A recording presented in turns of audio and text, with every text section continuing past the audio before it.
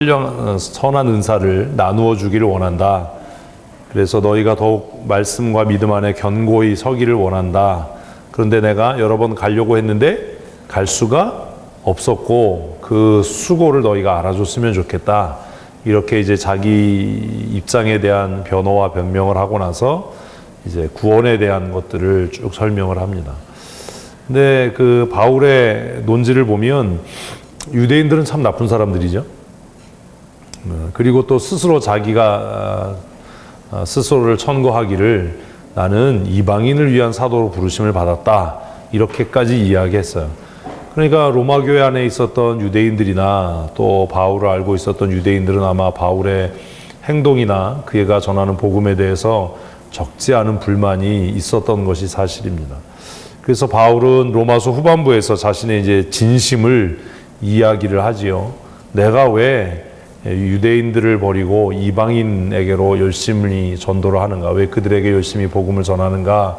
그것에 대한 자신의 입장을 명확하게 설명하는 부분이 10장의 마지막 그리고 오늘 본문인 11장의 내용입니다.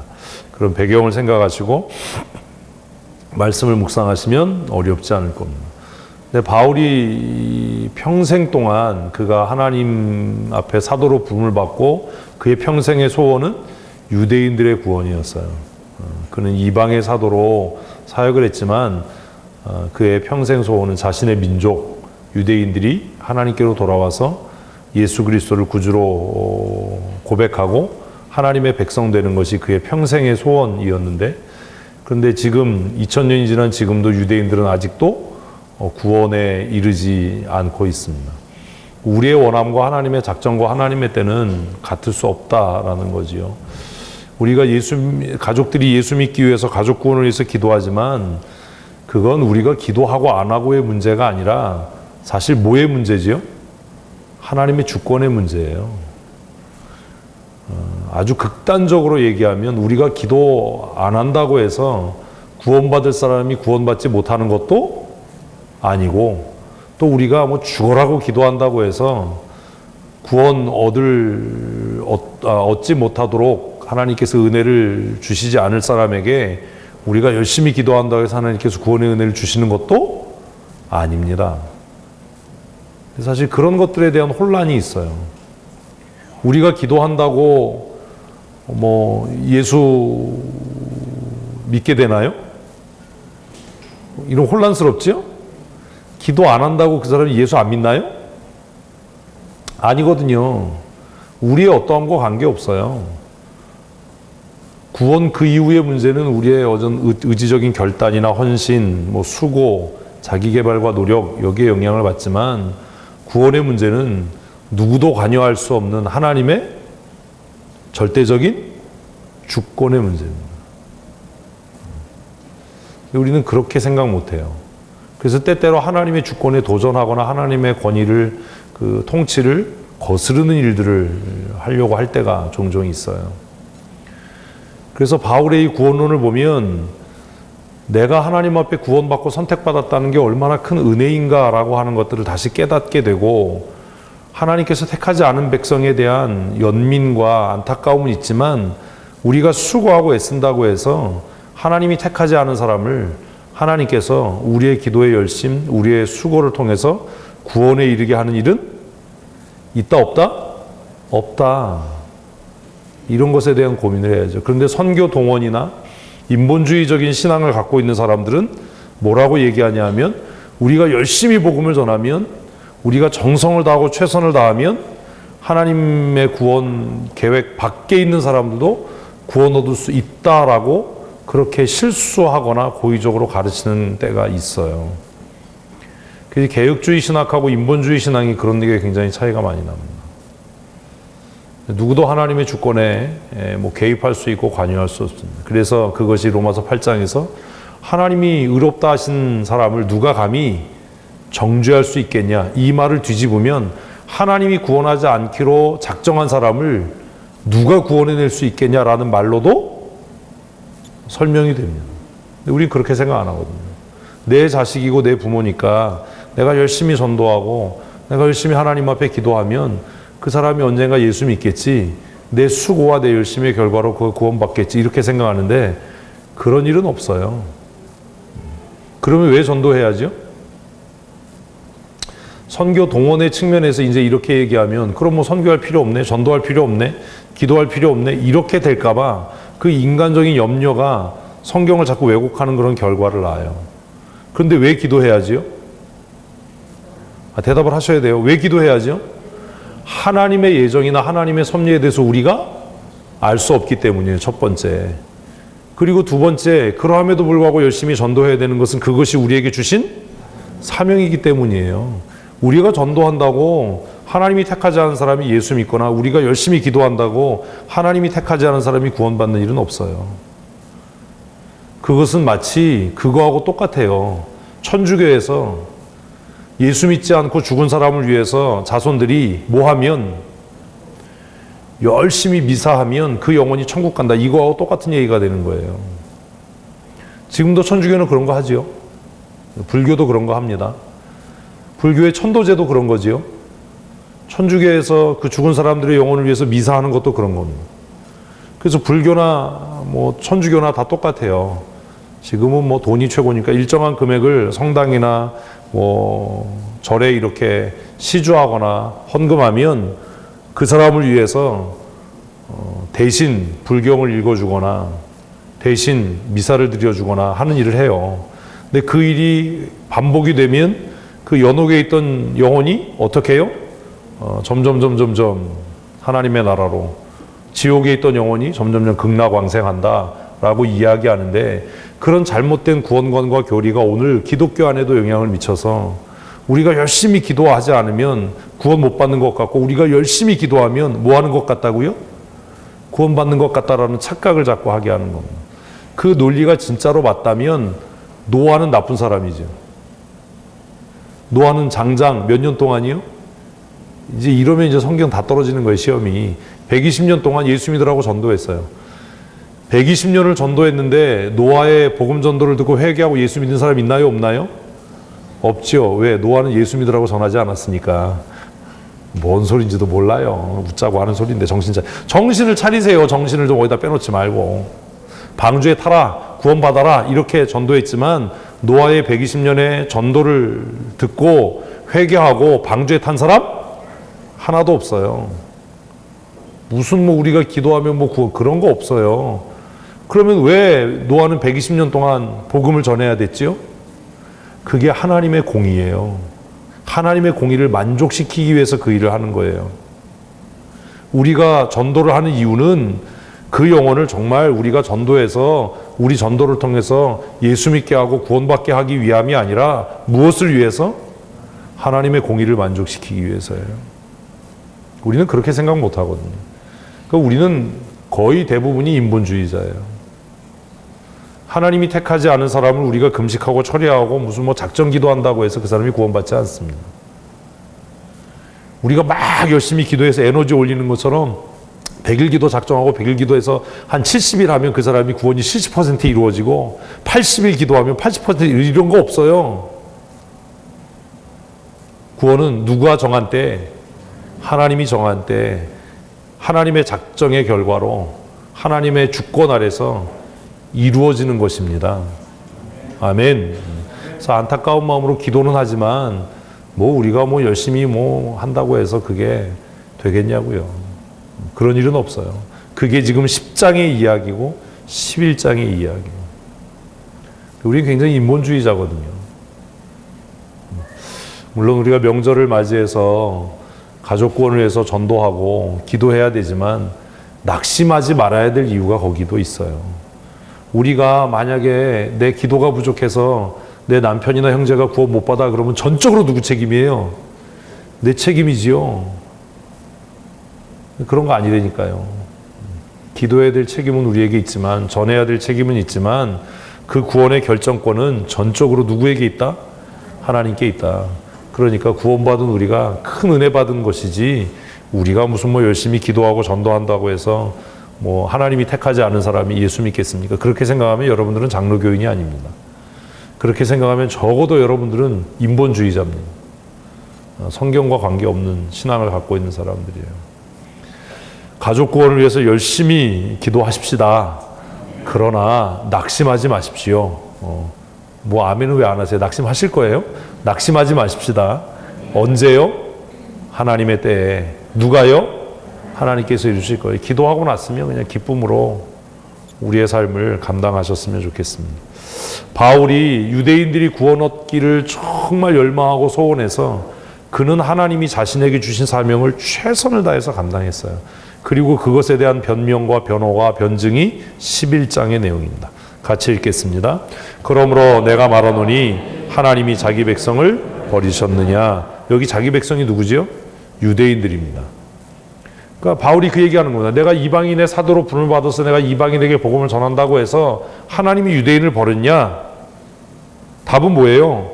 그럴 수 없다. 그럴 수 없다. 그러면 사람들이 그럴 거예요. 너 그러면 유대인인데 너는 그러면 왜 이방의 사도가 됐어? 하나님이 유대인을 버리지 않는데 그럼 너는 왜 이방인에게 복음을 전해? 그렇게 반문할 거 아닙니까? 거기에 대한 자기 변호를 하는 거예요. 같이 읽습니다. 나도 이스라엘이니요 아브라함의 씨에서 난 자요 베냐민 지파라. 나도 아브라함의 후손이다. 특별히 나는 무슨 집안이다?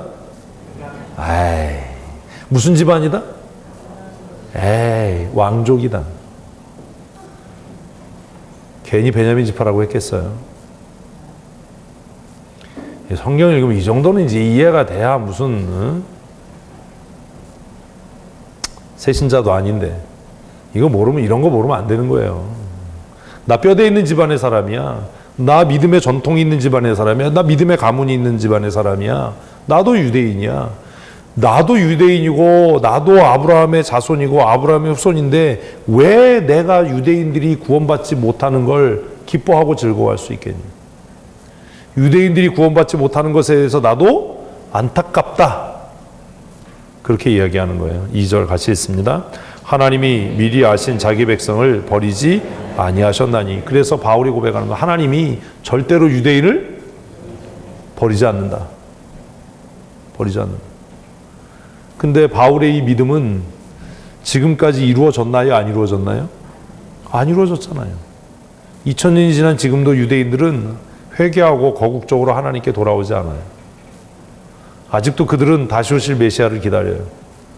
구원은요, 우리가 정한 때 우리가 원하는 방식으로 이루어지는 게 아니에요. 바울은 아마 이스라엘의 회심이 이렇게 오래 걸릴지 몰랐을 거예요. 바울은 하나님께 자기에게 주신 사명대로 자기가 최선을 다해서 이방인의 사도로 그 사명을 감당하면 하나님께서 유대인들로 하여금 마음속에 질투가 불일 듯이 일어나서 그들이 자기가 죽기 전에 다 회개하고 예수 그리스도를 구주로 영접할 거라고 생각했을 거예요. 그런데 바울 사도가 죽고 나서 2000년이 지난 지금에도 유대인들은 뭐 하지 않아요? 회개하지 않아요. 여기서 말하는 유대인들이 회개하지 않는 건 민족적인 회심이 일어나지 않는다. 그래서 선교를 하는 사람들 중에 급진적인 선교 전략을 갖고 있는 사람들은 이스라엘 회개와 거국적인 회심이 예수 그리스도의 재림의 시작이다라고 이야기를 해요. 그래서 예루살렘의 회복이라고 하는 것, 여러분 인터넷 뒤져보면 선교 동영상 중에 회복이라는 영상이 있습니다. 이번 연휴 중에 심심하시면 유튜브 찾으셔서 회복이라고 치십시오. 이스라엘의 회복하면 그 백투 예루살렘 운동을 하는 사람들의 이야기가 나와요. 그 사람들은 어떻게 생각하냐면 지금 얘기한 것처럼 이스라엘의 거국적인 회개, 이스라엘의 거국적인 회심, 그 운동이 일어나면 예수님이 다시 재림하신다는 거예요. 그래서 그 사람들은 뭐 아프리카 오지, 뭐 소수민족 전도 이런 거 다 안 하고 뭐 하는 거예요? 이스라엘 전도를 아주 총력전으로 해요. 이 바보 같은 짓을 하는 거죠. 왜? 예수님께서 모든 민족에게 복음이 증거돼야 그때야 끝이 오리라고 말씀하셨는데 그 사람들은 땅 끝까지로 복음을 전해라라는 말씀을 예루살렘의 회복이다, 이스라엘의 거국적인 회심이 예수 그리스도의 재림의 때다라고 생각해서 예루살렘의 회복과 이스라엘의 회복을 위해서 지금도 아주 전투적으로 복음을 전해요. 급진적으로 복음을 전해요. 그래서 그런 것들이 신학적으로 문제가 있어서 시한부 종말론이나 급진적인 종말론이나 이런 양상을 띠는 겁니다. 그래서 우리 선교단체 중에서 굉장히 급진적으로 선교를 하는 단체가 있어요. 인터콥이라고 들어보셨나요? 아시는 분도 있지만 모르시는 분이 태반이죠. 우리 선교에 대해서 뭐 관심이 없으니까 우리가 아는 건 GMS밖에 없어요. GMS도 잘 몰라요. 하여튼 뭐 제가 예전에 그 GMS 주소 치기 싫어서 GMS라고 치고 갔더니 어떤 공장 앞에 아무 생각 안 하고 GMS 쳐놓고 GMS 본부 이러고 내비게이션 찍고 갔는데 회의 시간은 지났는데 보니까 공장 앞에 이렇게 차가 종료하겠습니다. 웃지도 않으시는군요. 간사가 전화해가지고 목사님 왜 안 오세요? 목사님 때문에 회의를 하는데 나 지금 GMS 앞에 서 있는데 웃었어요. 인터컵이라는 선교단체를 우리 교단에서는 거의 2단으로 그렇게 취급을 합니다. 교류를 단절했어요. 왜냐하면 그들의 선교 전략이 너무나 영지주의적이고 급진적이기 때문입니다. 지금도 그런 운동을 하는 사람들이 많아요. 마찬가지예요. 우리가 어떤 사람을 전도 대상자로 정하고 기도한다고 해서 우리가 막 열심히 기도하고 세게 기도하고 뭐 금식하고 철야하고 기도한다고 해서 그 사람이 구원받는 거 아닙니다. 뭐 하긴 할 수 있어요? 교회 나오게 할 수는 있어요. 이걸 헷갈리시면 안 돼요. 교회 나오는 거하고 구원받는 거하고 관계가 이분들 봐라. 빨리 집에 가고 싶지 않으신가 보죠? 관계가 없어요.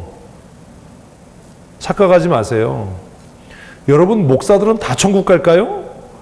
이거 봐, 또 목사들 얘기는 또 눈동자에 들어가 아니요. 자기들 얘기는 목사라고 다 천국 가지 않아요. 근데 목사 되려면 다 어디 나와야 돼요? 다 신학교 나왔어요. 신학교 나왔다고 다 천국 가는 거 아니에요. 장로, 집사, 권사라고 다 천국 갑니까?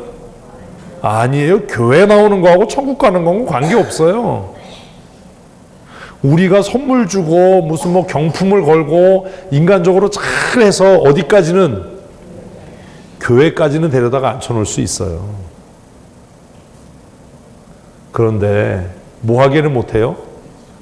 천국 가기는 못해요. 얼마나 많은 사람들이 결혼하려고 교회 다닌다고 뻥을 쳤어요. 어? 그 중에 부작용을 지금 앓고 있는 사람이 박민철이죠. 이건 부작용이고, 정상적인 사람들 그거 결혼하고 나서 교회 안 나오잖아요. 결혼하기 전에 내가 교회 나가마. 교회는 나가요. 문제는 뭐예요? 예수하고 관계없어요. 우리가 결정할 수 있는 게 아니에요. 목사 됐다고 천국 갑니까? 뭐 주일학교 교사하고 찬양대원 한다고 천국 갑니까? 그런 거 없어요. 구원은 전적으로 하나님의 주권적인 선택이고 예정이에요. 그게 개혁주의 신앙의 핵심이에요. 그래서 바울 사도가 자기네 자신의 민족의 회심을 위해서 그렇게 열심을 내고 그렇게 기도를 하고 그렇게 안타까웠는데 2000년이 지난 지금도 이스라엘은 뭐 하지 않는다? 회개하지 않는다. 언제 그 사람들이 회개할까요? 하나님만 아셔요. 그게 정답이에요. 언제? 하나님이 정하신 때. 그래서 바울은 2절에서 그 얘기를 하는 겁니다. 지금 내가 그때가 언젠지는 모르지만 하나님께서 이스라엘을 절대로 버리실 수 없다. 반드시 이스라엘은 회개하고 돌아올 수밖에 없다. 그래서 역설적이지만 이스라엘이 회개하고 돌아올 것을 내가 믿기 때문에 나는 내게 주신 사명대로 이방의 복음을 전하는 것 뿐이지 내가 유대인들을 경멸하거나 유대인들을 내가 포기했기 때문이 아니다 라는 논리를 11장에서 이야기하는 겁니다. 자, 그래서 이제 그가 성경을 다시 인용합니다. 읽겠습니다. 너희가 성경이 엘리야를 가리켜 말하는 것을 알지 못하느냐. 그래서 엘리야의 사건을 들어서 이야기하는데 이 사건은 뭐냐 하면 바알과 아세라의 선지자들과 대판하고 난 다음에 엘리야가 낙심이 됐죠. 그래서 하나님 나 죽여주세요. 나밖에 안 남았어요. 라고 이야기할 때 같이 읽습니다. 그가 이스라엘의 하나님께 고발하되 주여 그들이 주의 선지자들을 죽였으며 주의 제단을 헐어버렸고 나만 남았는데 내 목숨도 찾나이다. 엘리야의 목숨을 찾았던 사람은 누구예요?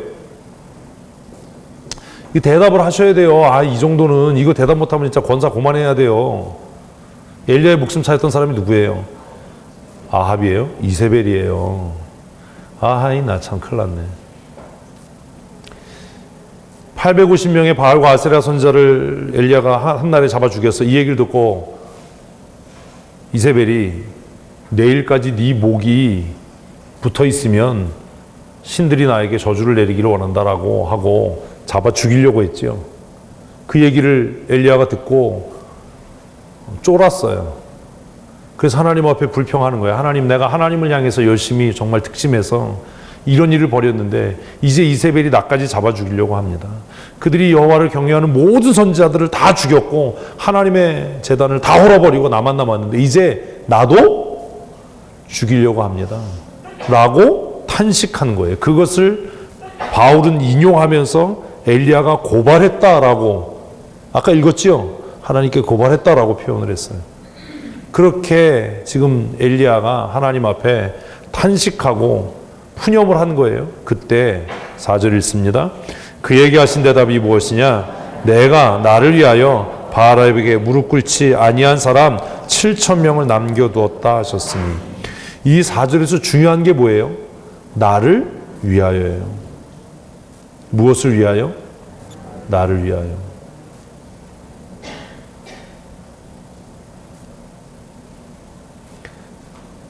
구원에 대해서 좀 돌이켜 생각해 봐야 돼요. 이 엘리야의 이 이야기, 오늘 바울 사도가 로마서 11장 4절에서 하고 있는 이 이야기는 정말 고민이 많은 이야기예요. 자, 보십시다. 하나님께서 나를 왜 구원하셨죠? 하나님께서 나를 왜 구원하셨지요?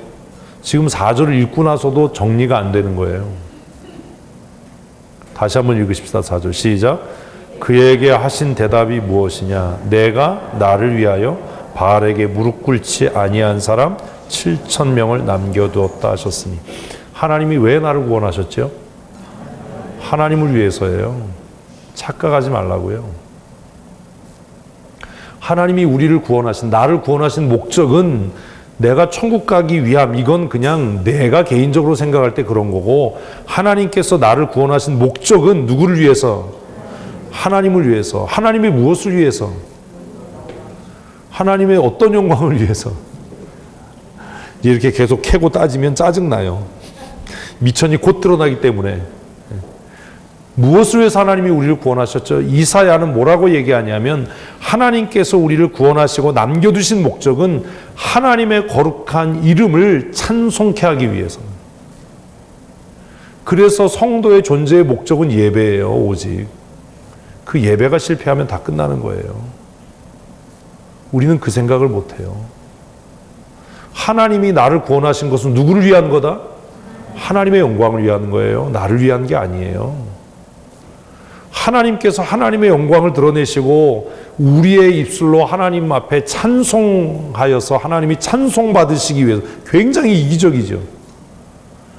하나님은 사랑이시라고요? 아니에요. 성경은 뭐라고 얘기하면 하나님은 너무 이기적이에요.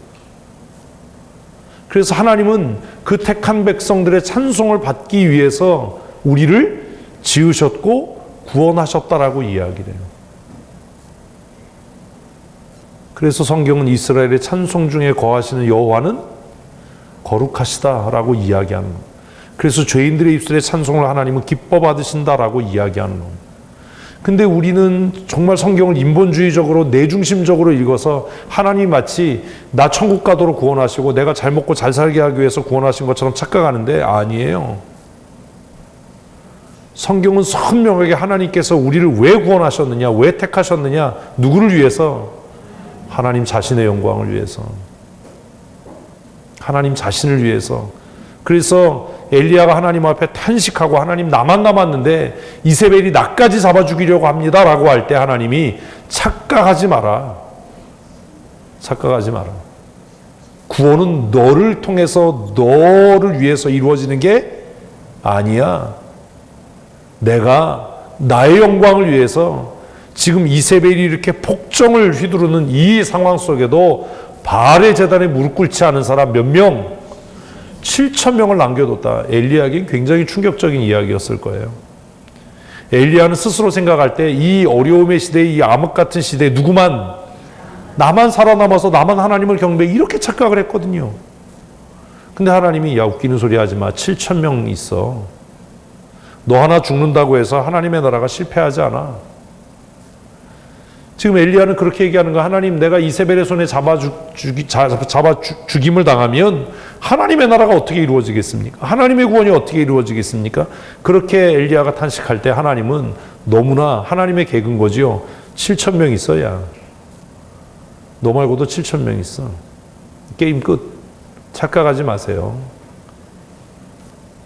우리는 너무 인본적인 신앙의 태도가 있어서 뭔가 혼돈하고 있는 거예요.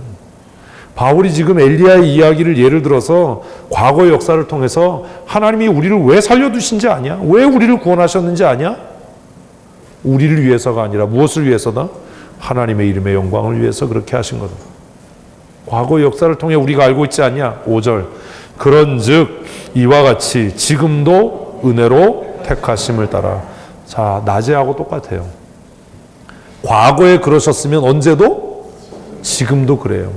우리도 그래요. 과거에 그런 죄를 지었으면 우리는 언제도 지금도 그런 죄를 지어요.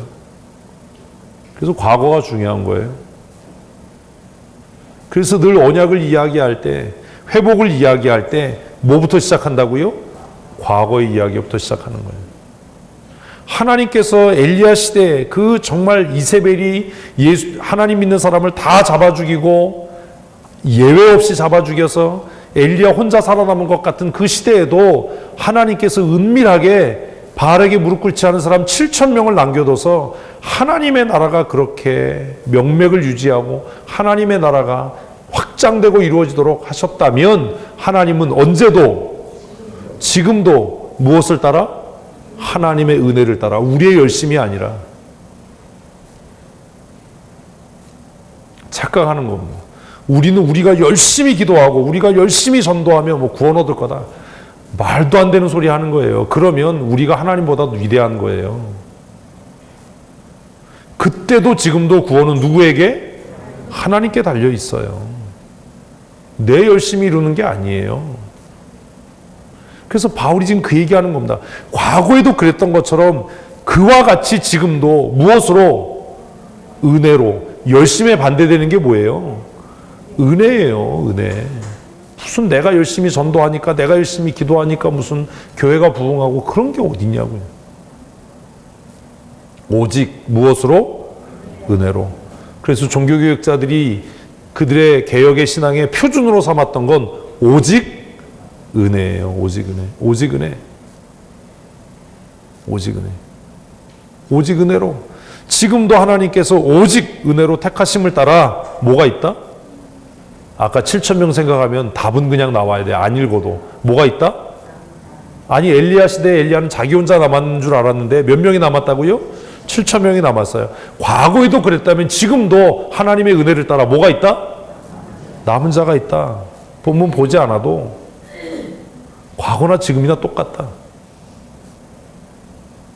지금도 이와 같이 하나님의 은혜의 선택함을 따라, 은혜의 택하심을 따라.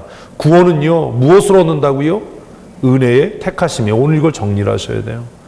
내가 열심히 뭐 선물 사다 주고 열심히 호의를 베풀고 열심히 뭐 기도해서 구원 얻는 게 아니에요. 구원은 무엇을 따라? 은혜의 택하심을 따라. 은혜의 택하심을 따라. 뭐가 있어요? 남은 자가 있어요. 지금도. 그래서 유대인들이 야 네가 이방인의 복음을 전하고 그럼 유대인들은 다 버려졌냐? 왜 유대인들에게 복음을 전하지 않냐라고 얘기할 때 아니다. 과거에도 그랬듯이 지금도 무엇을 따라? 은혜의 택하심을 따라. 은혜로 택하심을 따라. 뭐가 있다? 유대인들 중에 구원받을 자가 있다. 그 얘기를 하는 겁니다. 6절 만일 은혜로 된 것이면 행위로 말미암지 않음이니. 자, 보세요. 구원은 뭘로 돼요?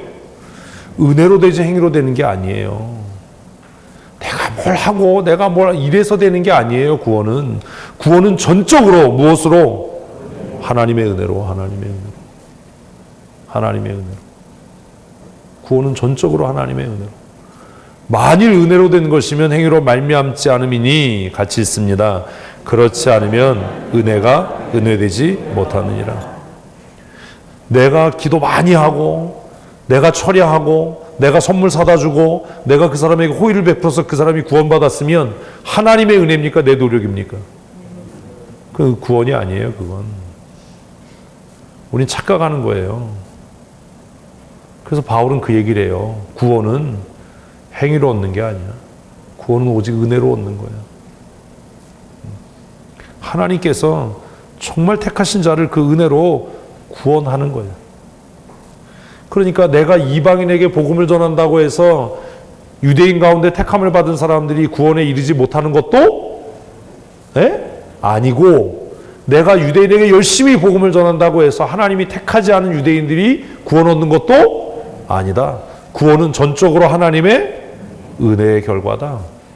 그러니까 내가 이방인에게 복음을 전한다고 해서 나를 배신자처럼, 매국노처럼, 변절자처럼 그렇게 취급하지 말아줬으면 좋겠다라고 하는 바울의 자기 변명입니다. 7절 같이 읽습니다. 그런즉 어떠하냐? 이스라엘이 구하는 것을 얻지 못하고 오직 택하심을 입은 자가 얻었고. 끝이죠. 결론이죠. 이스라엘이 아무리 구원을 얻으려고 해도 그 열심히 구원에 이르는 게 하는 게 아닌 거예요. 목회하다 보면 그런 사람들이 있어요. 정말 열심히 성경 배우려고 하고 진리를 찾는데 마침내 어디에 이르지 못해요? 구원에 이르지 못하는 사람도 있어요. 아무리 호의를 베풀고 잘해주고 뭐 감싸주고 위로해줘도 그냥 뛰쳐나가고 그냥 빠져나가고 구원에 이르지 못하는 사람이 있어요. 우리의 수고와 노력이 구원을 얻게 하는 게 아니에요. 그게 두 번째 줄이잖아요. 이스라엘이 구하는 것을 얻지 못했다. 그런데 그들이 그렇게 구해도 얻지 못했던 그걸 누군 얻어요? 택하심을 자가 얻어요. 그들은 별로 노력도 안 한 것 같아요. 이런 거죠. 나는 내 가정을 구원하기 위해서 막 열심히 기도했어요. 근데 우리 가족들은 회개를 안 해. 예수 안 믿어. 근데 어느 날 내가 지나가다가 어떤 사람한테 그 교회나 한번 가보지, 예수나 믿어보지. 그랬더니 그 사람이 그 말 듣고 회개하고 예수 믿고 집사가 되고 권사가 됐대. 그럼 얼마나 속에서 열불이 나겠어요? 아씨, 나는 내 가족 구원을 위해서 그렇게 내가 열심히 했는데 그런 인간들은 예수 안 믿는데 그냥 지나가는 말로 한번 교회 한번 가보세요. 그랬더니 그 사람이 그날부터 예수 믿고 회개해서 한 10년 있다 만났더니 내가 당신 전도받고 교회 나가서 권사가 됐어. 이러면 얼마나 열불이 나겠어요. 물론 우리는 그런 일도 안 하기 때문에 열불도 안 나요. 지금 바울이 그 얘기하는 거예요. 얼마나 이스라엘의 구원을 위해서 노력하고 얼마나 그랬는데도 그들은 하나님의 구원을 받지 못했는데 그냥 갈라디아 사람, 에베소 사람, 소아시아 이방인들한테 그냥 가서 주 예수를 믿으라 라고 얘기하니까 그들이 뭐 하더라? 펑펑 울면서 회개하더라.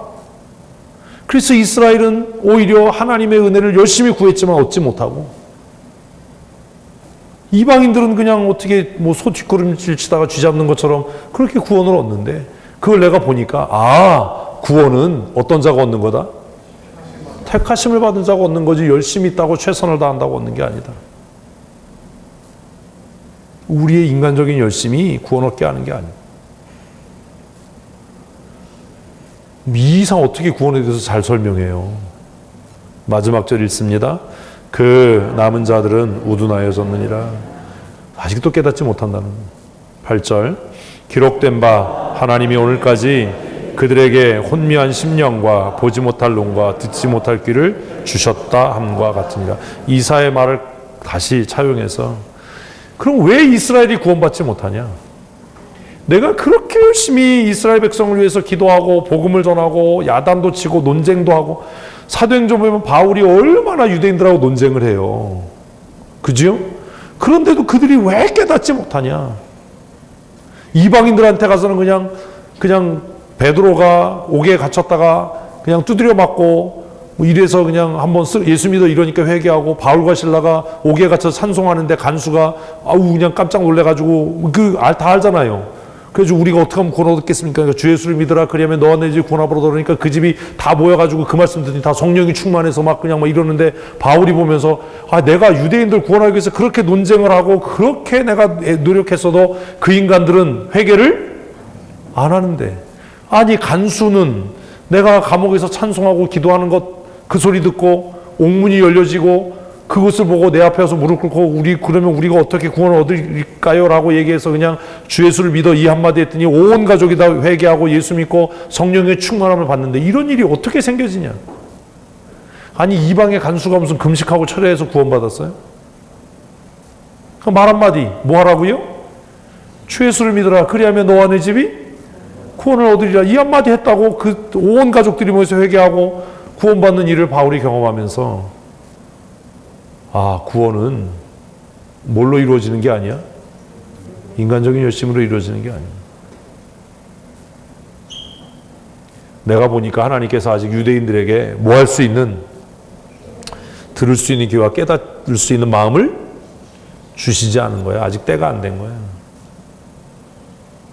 근데 그때는 아직도 안 됐잖아요. 2000년이 지났는데.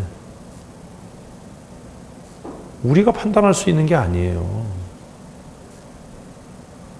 응?